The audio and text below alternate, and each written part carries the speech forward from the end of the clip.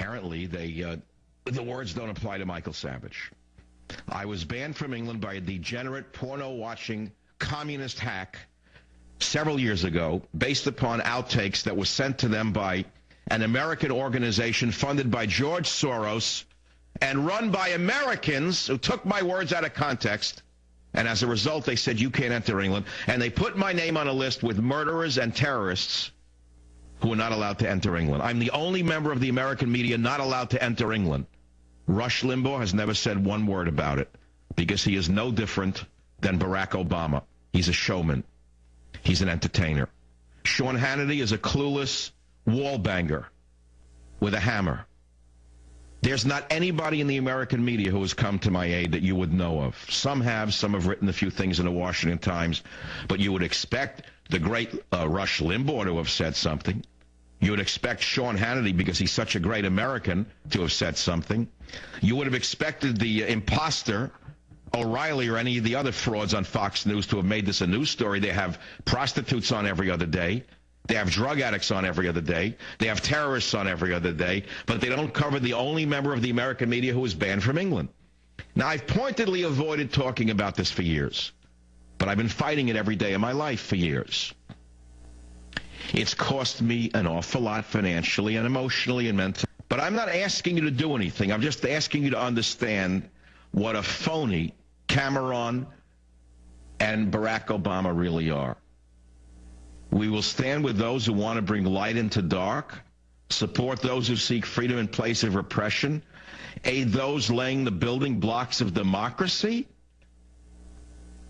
Am I not a person? If you tickle me, do I not laugh?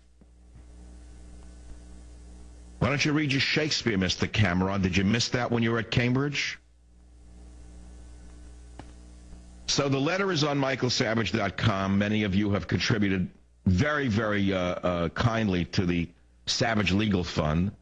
You can do so if you wish. I'm not making this as an appeal. I would find it embarrassing to do so because I'm not a politician.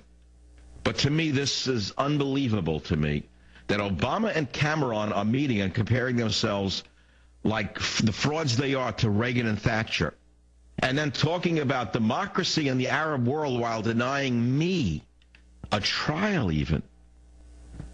Do you have any idea what I am going through? Do you have any idea that I am facing something for every American? Do you understand that? Do you understand I am your canary in a coal mine? Do you understand this? Most of you don't. Now you say, well, what the hell do you want to go to England for anyway? Well, first of all, that's not the point. I, as an American citizen, am entitled to freedom of travel. My government has every obligation to defend me in this. But since Hillary Clinton's fingerprints are all over this, when she was not Secretary of State, along with George Bush, along with the others in the fetid Stalinist group Media Matters, I am all alone on this because they got away with it. And if they can make Savage look like a terrorist, think of what they can do to you. If they could take a man with the third largest radio show in America and smear him and make him look like a murderer or a terrorist and ban him from England, think about what they can do to you or your wife or your child. Think about what they can do to you anytime they want with the power of the internet and the power of the lies and the power that they have in a government. So let me take your calls. I'll talk about it till it's